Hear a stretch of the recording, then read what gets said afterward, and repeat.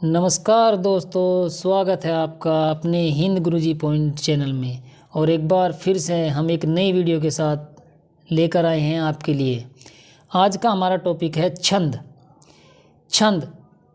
छंद की परिभाषा। छंद का अर्थ होता है बंधन। काव्य में छंद का बहुत ही महत्वपूर्ण रोल है। अब इन्हें जो आपके 10वीं का जो पेपर है उसमें से क्या चीज़ें पूछी जाएंगी। छंद में से केवल आपका रोला और सोरठा यही दो चीज़ें आएंगी, इससे बाहर और कुछ भी नहीं आएंगे। चलो अब शुरू करते हैं आपकी परिभाषा। छंद का अर्थ होता है बंधन। जिस रचना में मात्रा, वर्ण, गति, विराम, तुक आदि के नियमों का विचार रखकर शब्द योजना की जाती है उसे छंद कहते हैं। इस प्रकार छंद नियमों का एक बंधन है। छंद का ज्ञान के लिए 6 अंगों का ज्ञान होना आवश्यक है। जहाँ पर आपको वहाँ पंक्तियाँ जो मिलेंगी उसमें से आप कैसे पहचानोगे कि इसके अंदर कौन सा छंद है, तो उसी जानकारी के लिए आपको इन 6 पॉइंटों के बारे में जानना जरूरी है। वर्ण, मात्रा, गति, यति, तुक और चरण। आइए थोड़ा डिटेल से समझते हैं कि ये है क्या चीज़।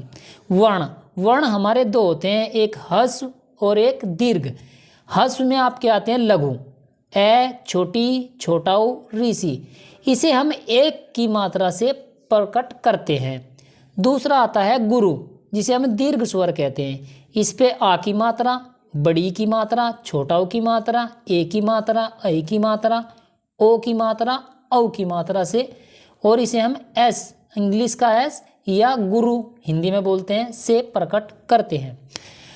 दूसरे नंबर पे पॉइंट आता है आपका मात्रा। लघु की मात्रा के लिए 1 से प्रदर्शित करते हैं, गुरु की मात्रा के लिए एस से प्रदर्शित करते हैं। तीसरा आता है गति।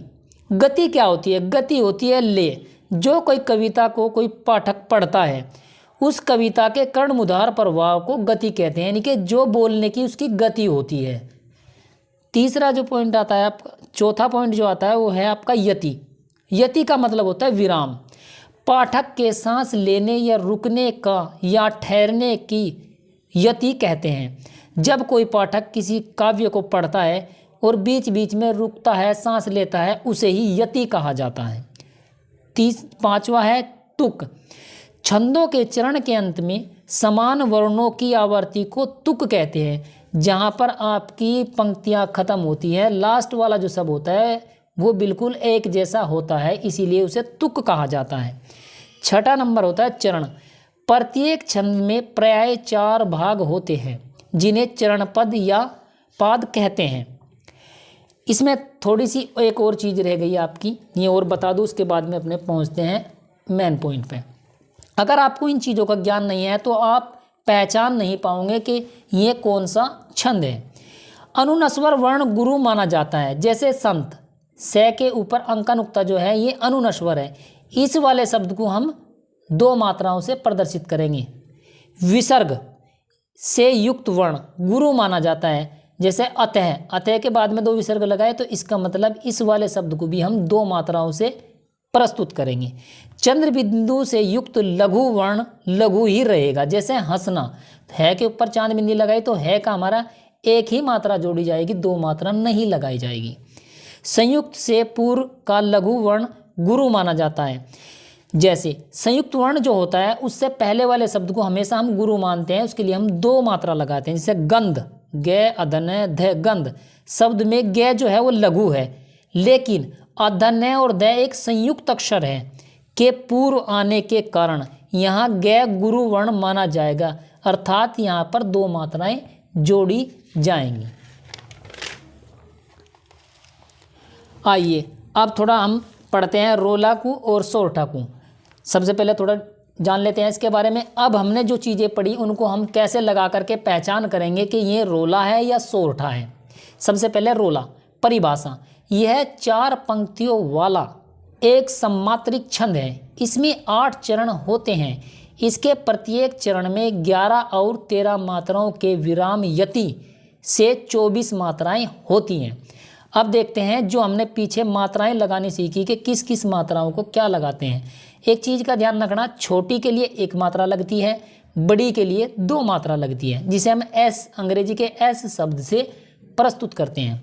देखते हैं, जीती जाती हुई जिन्होंने भारत बाजी, निज बल से बलमेट विधर्मी मुगल कुराजी, जिनके आगे ठहर सके जंगी न जहाजी, हैं ये वही प्रसिद्ध छत्रपति भूप शिवाजी। अब ऐसी पंक्तियां वहाँ दे देगा और आपसे पेपर में पूछेगा कि बताओ इसमें कौन सा छंद है। अब उन छंदों पर हम मात्रा के ज्ञान के हिसाब से ही बताएंगे कि इसमें कौन सा छंद है। चलो आइए देखते हैं मात्रा लगाते कैसे हैं। जैसे जय पे बड़ी की मात्रा है तो यहाँ 2 मात्राओं से प्रदर्शित करेंगे, एस लगाएंगे। तय पे बड़ी की मात्रा है, यहाँ पर भी एस लगाएंगे। जय पे भी 2 मात्राएं, तय पे बड़ी की मात्रा, इस पर भी 2 मात्राएं लगाएंगे। है पे छोटा ऊ की मात्रा आ गई तो छोटा ऊ का हम हमेशा 1 जोड़ते हैं। बड़ी की आ गई तो 2 जोड़ दिया, छोटी की आ गई तो 1, बड़ी की आ गई तो 2, आधे शब्द का कुछ नहीं लगता है। न पे ए की मात्रा आ गई तो 2 मात्राएं जोड़ी, भय पे आ की मात्रा आ गई तो 2 मात्राएं जोड़ी, रे अकेला है 1 मात्रा, तय अकेला है 1 मात्रा, बा पे आ की मात्रा आ गई तो 2 मात्राएं जोड़ी, तय पे बड़ी की मात्रा आ गई तो 2 मात्राएं जोड़ी। अब एक ही लाइन का लगा के देख लो, बाकी खुद निकल जाएगा। देखते हैं, अभी जोड़ते हैं। 2 और 2 4, 2 6, 2 8 और 1 9 और 1 10 और 1 11। यहाँ यति हो रही है हमारी, तो यहाँ तक हमारी हो गई 11 मात्राएं। इससे आगे देखते हैं कि कितनी मात्राएं हैं। 1 और 2 3 और 2 5 और 2 7 और 1 8, 1 9 और 2 11 और 2 13, यानी कि पहले चरण में 11 मात्राएं, दूसरे चरण में 13 मात्राएं, टोटल हो गई 24 मात्राएं। ऐसे ही इनको जोड़कर देखो, पहले में 11, दूसरे में 13, 24 मात्राएं। अब इसमें देखो, पहले में 11 यति तक, फिर उसके बाद में 13 मात्राएं, 24 हो गई।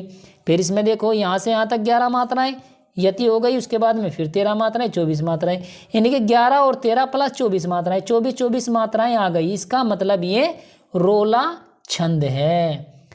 समझ में आ गई बात? मुझे लगता है कि बच्चों को अच्छे से समझ में आई होगी। तो मैं ऐसी ही आशा करता हूँ कि आप लोग थोड़ा ध्यान से देख रहे हैं। बहुत आसान चीज़ें हैं, इतनी टफ नहीं है। आइए अब देखते हैं सोरठा को। सोरठा की परिभाषा, सोरठा अर्धसम मात्रिक छंद है। इसमें 4 चरण होते हैं। इसके प्रत्येक एवं तृतीय चरण में, प्रथम और तृतीय चरण में 11-11 मात्राएं तथा द्वितीय एवं चतुर्थ चरण में 13-13 मात्राएं होती है। पहले और तीसरे चरण के अंत में गुरु यानी कि ये एस आता है। ये बिल्कुल दोहे का उल्टा होता है। दोहे में पहले और तीसरे चरण में 13-13 मात्राएं होती हैं और दूसरे और चौथे चरण में 11-11 मात्राएं होती हैं। इसलिए इसे दोहे का उल्टा कहा जाता है। इसके पहले और तीसरे चरण में 11-11 मात्राएं, दूसरे और चौथे चरण में 13-13 मात्राएं। रोला में क्या था? 11-13 प्लस 24। इसमें क्या है? 11 और 13। आइए अब देखते हैं हम इसको भी डिटेल से। जैसे संभव मन की भूल, सेवा करी करील की, उनते चाहत फूल, जिन डरन पत्त नहीं। अब देखते हैं इसकी ऊपर हमारा अंक का नुक्ता लगा हुआ है। इसका मतलब हमने पीछे पढ़ा था, अगर कहीं अनुनश्वर हो तो उसे हम 2 मात्राओं से जोड़ते हैं। संभव, भय, व, एक मात्रा, मैं की 1 मात्रा, न की 1 मात्रा, कै पे बड़ी की मात्रा तो 2 से जोड़ेंगे, भय पे बड़ाऊ की मात्रा है तो इसे 2 जोड़ेंगे, ले की 1 मात्रा तो 1 जोड़ेंगे, यति हो गई। अब यहाँ तक टोटल मारते हैं इसका, 2 और 1 3 और 1 4, 1 5, 1 6, 7 और 8 और 2 10 और 1 11, यानी कि यहाँ तक की हमारी हो गई है 11 मात्राएं। अगले वाले को देखते हैं। 2 और 1 2 4 और 1 5 6 7 8 और 2 10 और 1 11 और 2 13, यानी पहले में 11 तो दूसरे में 13, लेकिन 11-13 तो हमारी रोला में भी थी। हमें अगले वाले में देखना है कितनी है। ये 2 लाइनों का मिलेगा, वो 4 लाइनों का मिलेगा। इसमें देखते हैं 1 2 2 और 2 4 और 2 6 और 2 8 और 2 10 और 1 11, यहाँ तक 11 हो गई तो अगले में 13। अब हमने देख लिया, ये हो गया हमारा पहला, ये हो गया दूसरा, ये हो गया हमारा तीसरा और ये हो गया हमारा चौथा। यही था हमारा नियम कि पहले और तीसरे में 11-11, दूसरे और चौथे में 13-13 मात्राएं। तो इसका मतलब हमारा ये सोरठा है। बस बच्चों आपको केवल इतना ही करना है, जो वहाँ लाइन दी हुई होंगी उनमें केवल अपनी मात्राएं लगाना और गिनती करना। अगर पहले में 11 और तीसरे में 11 और दूसरे और चौथे में 13 13 तो सोरठा। और अगर टोटल मिलाकर 11 13 24, 11 13 24, 11 13 24, 11 13 24 तो हमारा रोला। एक और आसान ट्रिक, रोले की पंक्तियां तो आएंगी 4 और सोरठे की आएंगी 2। ये भी एक आसान तरीका है वहाँ पहचानने का, और अपना विकल्प बिल्कुल राइट टिक कर देना। और मैं आप लोगों से बस इतना ही कहूँगा कि एग्ज़ाम की टाइम आ गया है, आप लोग अच्छे से पढ़ते रहें और हमारी वीडियो को ध्यान से देखते रहें। आपको लिखने की भी ज़रूरत नहीं, बस ध्यान लगा करके देखते रहना। और अब हमारे अंत में बस इतना ही है कि आप सब बच्चों को हमारा आशीर्वाद, आप अच्छे से पढ़ें। और अगर हमारी वीडियो आपको पसंद आई है तो अपने दोस्तों में शेयर करें, चैनल को सब्सक्राइब करें और नीचे जो घंटी का बटन दिया है उसे दबा दें ताकि हमारी आने वाली वीडियो आपको टाइम से उसका नोटिफिकेशन मिलता रहे। और मैं ऐसे आशा करता हूँ कि सभी बच्चे खुशी रहें, तंदुरुस्त रहें और अपने परिवार में माँ बाप का भी ध्यान अच्छे से रखें, उनकी आज्ञा का पालन करें, मन लगा करके पढ़ें। धन्यवाद।